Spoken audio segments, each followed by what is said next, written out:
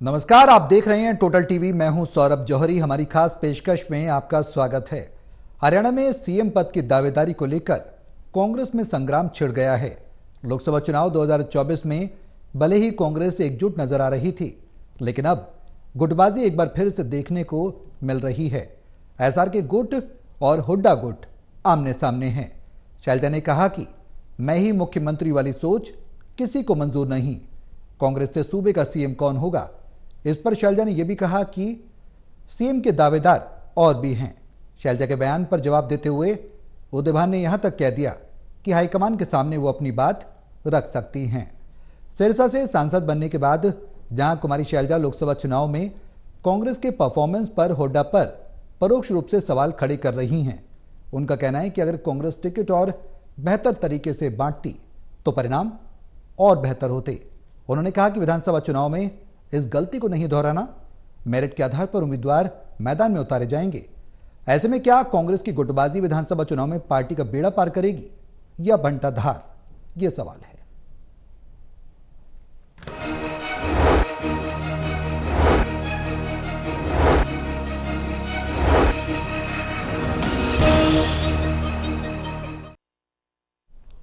मैं और मेरे की मानसिकता, ये तमाम सवाल कुमारी शैलजा खड़े कर रही हैं। सिरसा से जीत के बाद अब कहीं ना कहीं उनके तेवर बदले बदले नजर आ रहे हैं। कुछ होर्डिंग्स में भी, रतिया के प्रथम दौरे पर गई एम्पायर गार्डन में, तो होर्डिंग्स में भी भूपेंद्र हुड्डा की तस्वीरें, पोस्टर्स और उदयभान की तस्वीरें गायब थी। अब सवाल यह है कि क्या गुटबाजी फिर से शुरू हो गई है, और अगर गुटबाजी कांग्रेस में और ज्यादा बढ़ती है तो क्या एकजुट होने की दिशा में लेकर जाएगी, क्योंकि लोकसभा चुनाव में भी इस तरह की गुटबाजी देखी गई, लेकिन बाद में सब कुछ एक होता हुआ नजर आया। तमाम सवाल हैं, इन तमाम सवालों के जवाब तलाशने की कोशिश करेंगे। हमारे साथ हमारे सहयोगी मौजूद हैं हिसार से doctor Mahesh Kumar, associate editor, Panipat से एसोसिएट एडिटर देवेंद्र कथुरिया और वरिष्ठ पत्रकार वीरेंद्र सोई जी हमारे साथ चर्चा में शामिल हैं। आप सभी के साथ मैं चर्चा को आगे बढ़ाऊं, लेकिन उससे पहले एक रिपोर्ट दिखाते हैं। रिपोर्ट देखिए, फिर करेंगे चर्चा की शुरुआत। प्रदेश में लोकसभा चुनाव से निपटने के बाद अब कांग्रेस में सीएम पद की दावेदारी को लेकर नया संग्राम छिड़ गया है। सिरसा से 2.5 लाख से ज्यादा वोटों से जीती कुमारी शैलजा ने बयान दे दिया है कि कांग्रेस में कोई अपने आप को भावी मुख्यमंत्री समझ रहा हो तो उसे ये भी समझ लेना चाहिए कि कोई और भी सीएम पद का दावेदार है। शैलजा के इस वार पर पार्टी प्रदेश अध्यक्ष उदयभान ने पलटवार किया कि कुछ कहना है तो पार्टी नेतृत्व से बात करें, किसी और से ये बात ना करें। गौरतलब है कि सीएलपी लीडर और नेता प्रतिपक्ष भूपेंद्र हुड्डा के बेटे दीपेंद्र हुड्डा रोहतक से 3,30,000 वोटों से जीते हैं, तो पूर्व मंत्री कुमारी शैलजा 2,67,000 वोटों से चुनाव जीती हैं। लोकसभा चुनाव परिणाम आने के बाद पार्टी में चौधर और सीएम पद की दावेदारी की जंग अब और तेज हो गई है। इसलिए सिर्फ लोगों में ये दिखाना, दर्शाना, किसी के लिए भी मैं तो कहती हूँ कोई भी ऐसे नहीं दिखा सकता। ये तो बाद में हाईकमांड फैसला करता है, और इस बात को हमको पार्टी में है तो पार्टी के सिस्टम को हमें समझना चाहिए। पार्टी में अब एक म्यान और दो तलवारें जैसी स्थिति कांग्रेस को एन विधानसभा चुनाव के मौके पर नुकसान पहुंचाएगी। पार्टी में कितनी हास्यास्पद स्थिति है कि ये सब हाईकमान के सामने हो रहा है, और इसलिए तो शुक्रवार को पानीपत आए केंद्रीय मंत्री मनोहर लाल भी कांग्रेस पर चुटकी ले गए। 3 महीने हम लगातार अपने उन परिवारों में जो थोड़ा विमुक्त हो गए, हमको जाना चाहिए। और ये कांग्रेस का जो घिनौना प्रचार है कि वो सरकार बनाएंगे, अपने घर को संभालने की बहुत बड़ी बात है। उनके घर में क्या खेल चल रहे हैं ये आपको, हमको सबको पता है। यानी अगले 100 दिनों में साफ हो जाएगा कि प्रदेश में बीजेपी की हैट्रिक लगेगी या कांग्रेस का बाउंस बैक। स्थिति दिलचस्प बन गई है। Haryana bureau, total news.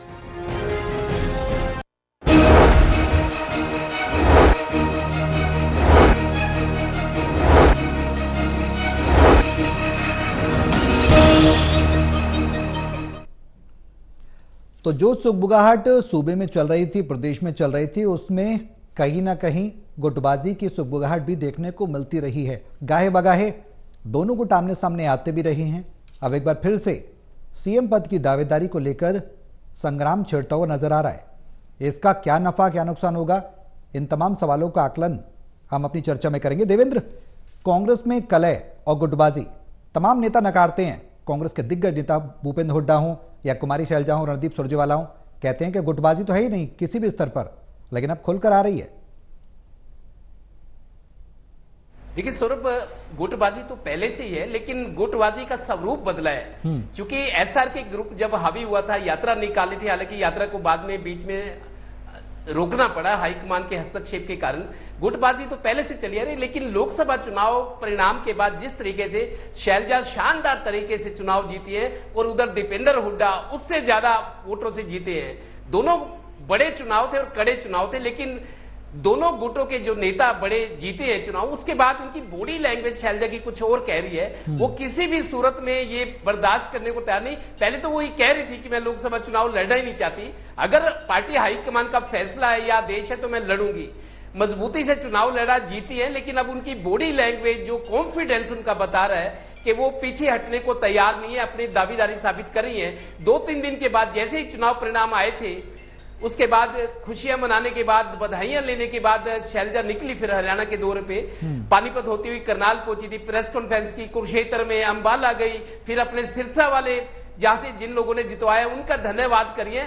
उनका कॉन्फिडेंस लेवल देखने लायक है और वो ये पूरी तरह से अब साबित करना चाहती है कि वो सीएम रेस की दौड़ में किसी भी तरह से पीछे नहीं है, मतलब धमक दिखा रही है। हालांकि प्रदेश अध्यक्ष ने उनकी बात का जवाब दिया है कि अगर आपको कोई बात कहनी है आप पार्टी नेतृत्व के सामने बात रखिए, पब्लिक में या मीडिया के सामने नहीं। लेकिन कुमारी शैलजा मेरे को लगता है पीछे हटने को तैयार नहीं। उनको इस बड़ी जीत ने उनकी हौसला अफजाई की है और कांग्रेस के लोग कह भी रहे हैं, विधानसभा चुनाव जैसे अभी 3.5 महीने का आसपास है, 100 दिन का है, विधानसभा चुनाव में कांग्रेस की स्थिति अच्छी चल रही है, बीजेपी से सीधा सीधा मुकाबला है, बाकी कोई दल अभी मुकाबले में नहीं है, दोनों में आमने सामने की टक्कर है। अगर कांग्रेस में ऐसी स्थिति बनती है, कांग्रेस मजबूत होकर उभरती है, सत्ता तक पहुंचने के करीब पहुंचती है, तो उस स्थिति में शैलजा अभी भी कह रहे कि फैसला हाईकमान को कराए, कोई ये ना समझ के बैठे कि मुख्यमंत्री मैं बनूंगा या दावेदारी ना करे। तो मेरे को लगता है कि जैसे अब फिर विधानसभा के चुनाव है, लोकसभा में भी हमने ये देखा है, लेकिन कांग्रेस को लोगों ने समर्थन दिया क्योंकि एंटी इनकम्बेंसी का फैक्टर बीजेपी के साथ था। टिकटों के चयन में उठ रहे हैं बीजेपी में कि दूसरी पार्टियों से आए लोगों को टिकट दिया गया, वो शोर अब थम गया है। बीजेपी पूरी मजबूती के साथ विधानसभा चुनाव में लग गई है और आज तो मनोहर लाल भी दिल्ली से पानीपत होते हुए करनाल पहुंचे हैं, सारी तैयारियों के बारे में समीक्षा करेंगे, आदेश देंगे, उनकी भी इन्वॉल्वमेंट पूरी तरह से रहेगी। मेरे को लगता है कांग्रेस में जो नया चीज संग्राम छिड़ गया, तो पार्टी हाईकमान को इसका संज्ञान लेना चाहिए और संभालना चाहिए, क्योंकि ये मौका अगर हाथ से कांग्रेस के लिए निकल गया तो फिर 5 साल ऐसे ही विपक्ष की तरह सड़कों पे गुजारने पड़ेंगे। कांग्रेस के लिए एक अवसर है, मैं मानता हूं, लेकिन हाईकमान को हस्तक्षेप करना, कुछ ऐसा रास्ता निकालना पड़ेगा कि पार्टी एकजुट होकर लड़े और अपना परिणाम दे। अब महेश, बड़ी बात तो कुमारी शैलजा कह रही हैं, तेवर भी कुछ बदले से नजर आ रहे हैं। कह रही हैं कि लोकसभा की जो सीटों का बंटवारा हुआ था उसमें मैं और मेरी की मानसिकता थी, ये बात भी वो कह रही हैं। और ये भी कह रही हैं कि अगर इस तरह की मानसिकता रहेगी तब तक कांग्रेस का नुकसान होगा और हरियाणा को नुकसान होगा और कार्यकर्ताओं का नुकसान होगा। यानी कि इशारा किस तरफ है? जाहिर सी बात है एक ही तरफ, हुड्डा की तरफ इशारा कर रही होंगी वो।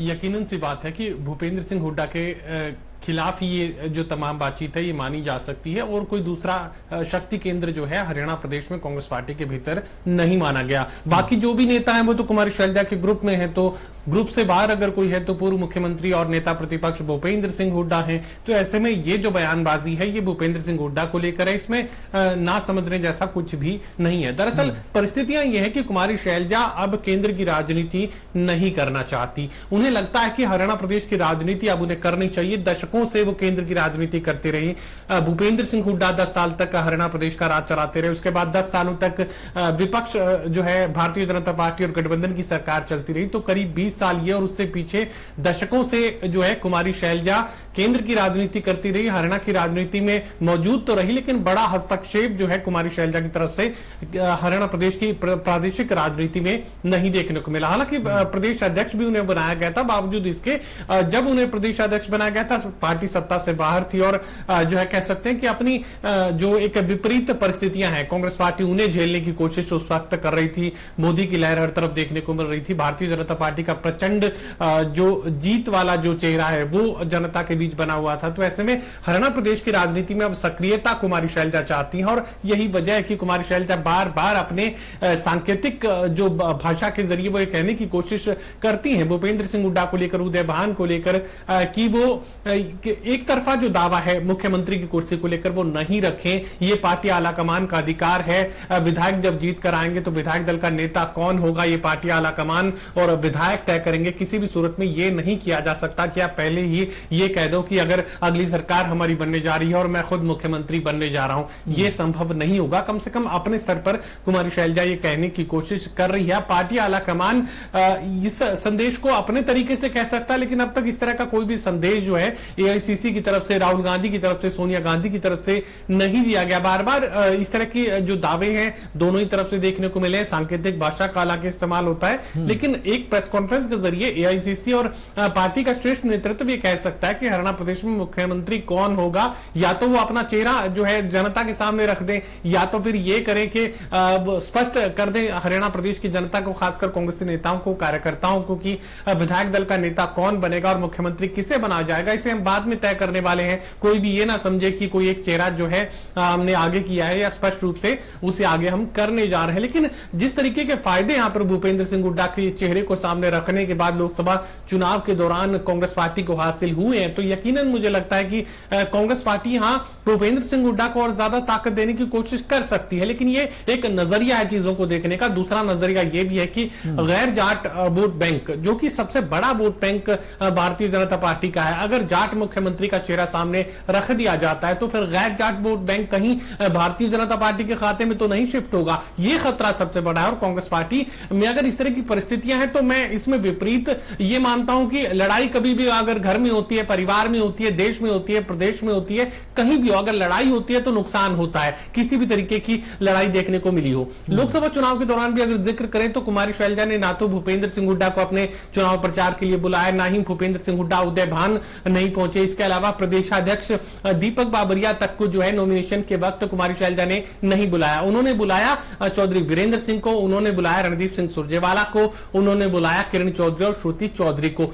या साथ और से बात कही जा सकती है कि भूपेंद्र सिंह हुड्डा समर्थक किसी भी नेता को उन्होंने अपने नॉमिनेशन में नहीं बुलाया। पूरे चुनाव प्रचार के दौरान किसी होर्डिंग पर इन तमाम नेताओं के फोटोग्राफ देखने को नहीं मिले। अब यह जिक्र किया जा रहा है कि हुड्डा का फोटो नहीं है, उदय भान का फोटो नहीं है। चुनाव प्रचार के दौरान भी किसी भी तरह के इन नेताओं के फोटो जो है इस्तेमाल नहीं किए गए थे होर्डिंग्स पे। कुमारी शैलजा ने अपने समर्थित जो साथी नेता हैं उन्हीं के फोटोग्राफ जो है अपने होर्डिंग्स पर लगाए थे चुनाव प्रचार के दौरान। या कहें कि प्रियंका गांधी को जब चुनाव प्रचार के आखिरी दिन रोड शो करना था तो उस वक्त भी यहां किरण चौधरी और श्रुति चौधरी जो है प्रियंका गांधी के साथ रोड शो में नजर आई थी। तो यकीनन ये बात कही जा सकती है कि अंदर घमासान की स्थिति है।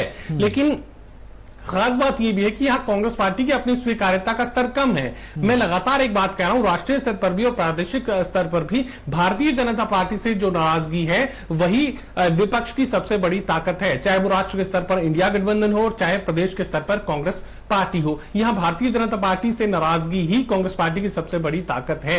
वरना कांग्रेस पार्टी ने अपनी तरफ से उतना नहीं किया कि जिसके बूते ये मान लिया जाए कि जो है एक तरफा आंधी कांग्रेस पार्टी की चलने जा रही है। कांग्रेस पार्टी की आंधी इसलिए चल रही है क्योंकि भारतीय जनता पार्टी ने लोगों को नाराज किया है। अलग अलग वजह रही, चाहे केंद्र के स्तर पर चाहे प्रदेश के स्तर पर, और खासकर जो पोर्टल व्यवस्था है वो हरियाणा प्रदेश की जनता की नाराजगी की सबसे बड़ी वजह बना है।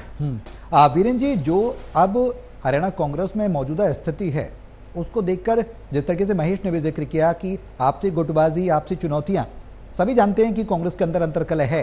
लोकसभा चुनाव से पहले भी एक लंबे अरसे से संगठन का निर्माण नहीं हुआ, उसके बाद तमाम तरीके के वार प्रतिवार भी देखने को मिलते रहे। अब सवाल यह है कि आपसी गुटबाजी के बाद भी लोकसभा चुनाव के दरमियान हमने देखा कि एक ही मंच पर सारे कांग्रेस के दिग्गज पहुंचे। उसमें कुमारी शैलजा भी थी, किरण चौधरी भी थी, रणदीप सुरजेवाला भी थे और भूपेंद्र हुड्डा भी थे, उदय भान, दीपक बाबरिया, सब एक मंच पर थे। अब ये शैलजा ये भी कह रही हैं कि अपनी अपनी बातें रखने का पार्टी में सबको हक है, खींचतान होती है, लेकिन सब एकजुट है। एक बात ये कहना कि मैं और मेरी मानसिकता रहेगी, पार्टी को नुकसान होगा, एक बात ये कहना कि एकजुट हैं, किस तरफ इशारा करता है? कांग्रेस में गुटबाजी कब नहीं रही? गुटबाजी तो पहले भी रही है, किरदार बदलते रहे हैं। तो हर समय गुटबाजी रही है। और देखिए, अब चाहे भूपेंद्र सिंह हुड्डा, उन्होंने अपने आप को मुख्यमंत्री के लिए, भावी मुख्यमंत्री कभी घोषित किया नहीं, ना कुमारी शैलजा ने अपने आप को कहा। देखिए, दावेदार हैं, वो अपने आप का दावा करती हैं, और जो कार्यकर्ता होते हैं वो बहुत ज्यादा उत्साहित होते हैं। अब जैसे चंद्रमोहन ने जो है अपने एक्स पर लिख दिया कुमारी शैलजा को भावी मुख्यमंत्री, ये तो कार्यकर्ताओं का उत्साह है, उत्साह रहता भी है। तो इसलिए देखिए, सबको पता है कि कांग्रेस में मुख्यमंत्री का चयन जो है पार्टी हाईकमान करता है। कांग्रेस विधायक दल जो है एक पंक्ति का प्रस्ताव पारित करके कांग्रेस हाईकमान पर छोड़ देते हैं, भाई जो भी पार्टी हाईकमान तय कर देगा वो उन्हें स्वीकार्य होगा। तो ये तो कांग्रेस में परंपरा चलती आई है, कोई पहले भी मुख्यमंत्री पद का दावेदार जो सभी होते हैं, लेकिन घोषित नहीं होता। तो अब भी देखिए, अगर भूपेंद्र सिंह हुड्डा के समर्थक उनको भावी मुख्यमंत्री कर रहे थे, इसका देश वाली बेल्ट में लाभ होगा। अगर कुमारी शैलजा के समर्थक उनको मुख्यमंत्री मानकर चल रहे हैं तो पुराना हिसार जिले में उनको लाभ होगा। तो इस तरह की ये बात रहती है। देखिए, हर जगह समर्थक होते हैं, उत्साहित होते हैं। देखिए, भूपेंद्र सिंह हुड्डा का ये अंतिम चुनाव माना जाना चाहिए, क्योंकि 76 वर्ष के वो हो गए हैं। तो ये भावनात्मक मुद्दा भी रहेगा, वो भावनात्मक मुद्दा खेल भी सकते हैं कि ये मेरे जीवन का अंतिम चुनाव है। विधानसभा का चुनाव अगर वो लड़ते हैं तो लड़ेंगे निश्चित रूप से। तो ये बात है कि उनके लिए एक भावनात्मक जो है एक सहानुभूति हो सकती है। और कुमारी शैलजा के लिए अभी समय पड़ा, वो 61 वर्ष की हैं, और ये बात ठीक है कि अब उनका केंद्र की राजनीति से मोह भंग हो गया, क्योंकि वहां अब कोई अवसर है नहीं। अब जो भी अच्छी संभावना है वो हरियाणा के अंदर है। कुमारी शैलजा को बनना भी चाहिए। एक दलित मुख्यमंत्री और एक महिला मुख्यमंत्री अगर बनता है तो कांग्रेस के लिए गौरवशाली बात होगी। लेकिन भूपेंद्र सिंह हुड्डा की उपेक्षा नहीं कर सकते। लेकिन लोकसभा चुनाव के अंदर जिस तरह भूपेंद्र हुड्डा ने कमान संभाली है, और ये जो 5 सीटें आई हैं, इसमें कुमारी शैलजा की सीट को छोड़कर 4 सीटों पर और बाकी सीटों पर जिस तरह से कांग्रेस ने मुकाबला किया है, तो उसका श्रेय भूपेंद्र हुड्डा को जाता है, इसमें कोई संदेह नहीं है। लेकिन पार्टी हाईकमान भी उनको वरीयता देता है। अगर पार्टी हाईकमान उनको सम्मान नहीं देता, उनकी राय को महत्व नहीं देता, तो क्या भूपेंद्र हुड्डा राज्यसभा का सदस्य उससे हुए लोकसभा का चुनाव लड़ सकते थे? मतलब कांग्रेस हाईकमान को भी ये मालूम है कि भूपेंद्र सिंह हुड्डा का हरियाणा में अपना एक वर्चस्व है, अपना एक प्रभाव है, उससे इनकार नहीं किया जा सकता। कुमारी शैलजा का भी अब जो है उनके समर्थक बढ़ रहे हैं और उनके चाहने वाले भी बहुत ज्यादा है। और देखिए, हर पार्टी में ऐसा होता है। भारतीय जनता पार्टी में खुलकर नहीं होता, लेकिन संकेतों से पता चलता रहता है। कांग्रेस में खुलकर होता है, और ये गुटबाजी तो रहने वाली है, इसमें कोई अंतर आने वाला नहीं है। लेकिन जिस तरह से कुमारी शैलजा जो है राष्ट्रीय महासचिव है और उत्तराखंड की प्रभारी है, लेकिन जिस तरह से वो टीका टिप्पणी कर रही हैं, लेकिन ये अनुशासन की सीमा में जो है रहना चाहिए। इस तरह की टीका टिप्पणी से नुकसान ही होता है, मतलब एक गलत धारणा ही पनपती है, इससे कोई संबंधों में मधुरता तो आती नहीं। आप दावेदार है, आपकी दावेदार से कोई इनकार नहीं कर सकता। भाई उम्मीदवारों का चयन गलत हुआ, ये तो कांग्रेस ने हाईकमान ने किया उम्मीदवारों का चयन, या तो उस समय करते, अब इसको बना, अब तो हो चुका। देखिए, अब ये उम्मीदवार होता तो ये होता, तो ये कहने की बातें हैं। ये तो कार्यकर्ताओं में गलत संदेश जाता है, या हो सकता है अपने समर्थकों का मनोबल बढ़ाने के लिए ऐसे बातें की जाती हो, लेकिन इससे कोई हल नहीं होता, इससे वैमनस्य भी बढ़ता है। देखिए, पहले जब कुमारी शैलजा प्रदेश अध्यक्ष थी तो भूपेंद्र सिंह हुड्डा के साथ उनका तालमेल ठीक था, और बाद में उनके जो टकराव कहां हुआ, टकराव की शुरुआत वहां से हुई कि कुमारी शैलजा राज्यसभा की सदस्य थी, वो दोबारा टिकट चाहती थी, भूपेंद्र हुड्डा अपने बेटे दीपेंद्र हुड्डा के लिए टिकट चाहते थे, तो वहीं से टकराव की शुरुआत हुई। वीरेंद्र जी, इन सबके बीच बेहद अहम बात है, जिस तरीके से महेश ने भी जिक्र किया कि कांग्रेस को जो फायदा मिल रहा है वो बीजेपी की जो कार्यप्रणाली रही है बीते 5 सालों में, और लोकसभा की जो सीटें 5 निकली हैं, वो कहीं ना कहीं जनता की नाराजगी बीजेपी सरकार से रही है, उसके चलते ये रिजल्ट कांग्रेस की 5 सीटें आई हैं। अगर इसको भुनाने में पार्टी कामयाब होती है, जिस तरीके से लोकसभा के हमने चुनाव में देखा, परिणामों में देखा, विधानसभा में क्या वो समीकरण रहेंगे, क्या वो डगर आसान होगी?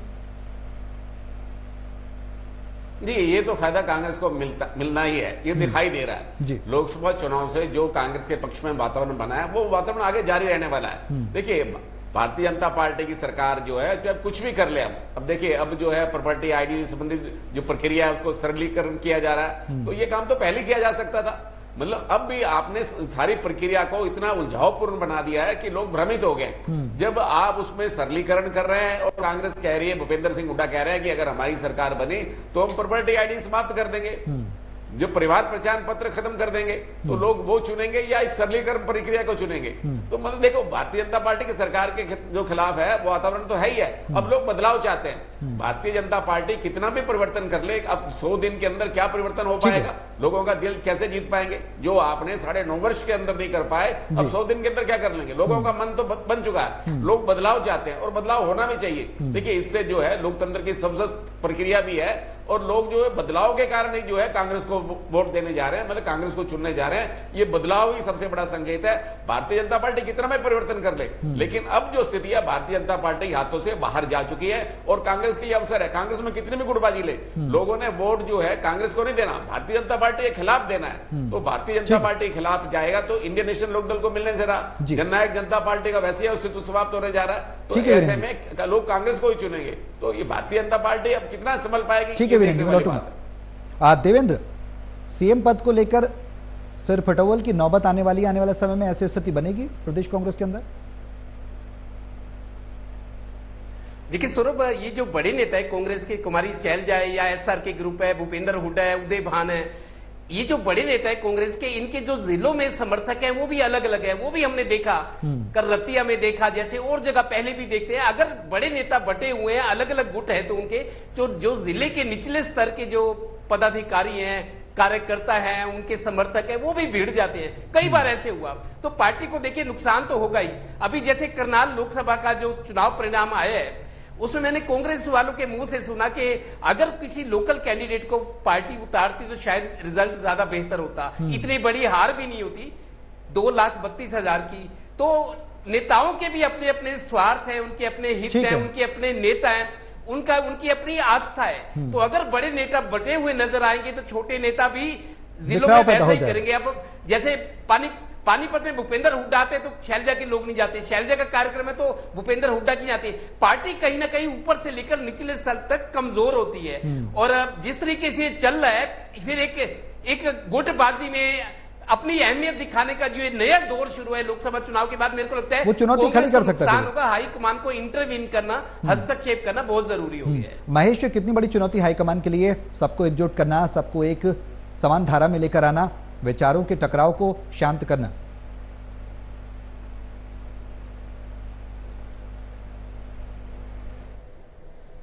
देखिए, दशकों से हम कांग्रेस पार्टी में यही देखते हैं। स्वर्गीय चौधरी भजनलाल के वक्त को अगर देखने की कोशिश करें तो उस वक्त भी इसी तरह की परिस्थितियां, शायद इससे कहीं ज्यादा बदतर जो परिस्थितियां वो कांग्रेस पार्टी के भीतर देखने को मिलती थी। कांग्रेस पार्टी के अपने कार्यकाल के दौरान, यानी भूपेंद्र सिंह हुड्डा जब मुख्यमंत्री थे तब भी इसी तरह की परिस्थितियां कांग्रेस पार्टी के अंदर बनी हुई थी। उन्होंने अपने प्रदेशाध्यक्ष को बनाया था, अपने तरीके से वो काम करते थे। इस बार भी भूपेंद्र सिंह हुड्डा के समर्थित ही माना जाता है उदय भान को। तो यकीनन कांग्रेस पार्टी के भीतर इस तरह की परिस्थितियां पहले भी बनी रही थी। कांग्रेस पार्टी में एकजुटता के लिए शायद अब वोटर्स भी इंतजार नहीं कर रहे। उन्हें नहीं लगता कि किसी भी तरह की बड़ी कोई एकजुटता, एक जान जो है ये तमाम नेता होने वाले हैं। अलग अलग इनका नजरिया है, अलग अलग ये बने रहेंगे। और जैसा कि मैंने पहले कहा कि यहाँ कांग्रेस पार्टी पहली पसंद नहीं है। भारतीय जनता पार्टी से मुक्ति के लिए कांग्रेस पार्टी को वोट वो देना चाहते हैं, ये परिस्थिति बनती हुई नजर आ रही है। कांग्रेस पार्टी इसलिए लोगों की पसंद में शामिल हो रही है कि भारतीय जनता पार्टी को कांग्रेस पार्टी ही सत्ता से बाहर कर सकती है। भारतीय जनता पार्टी की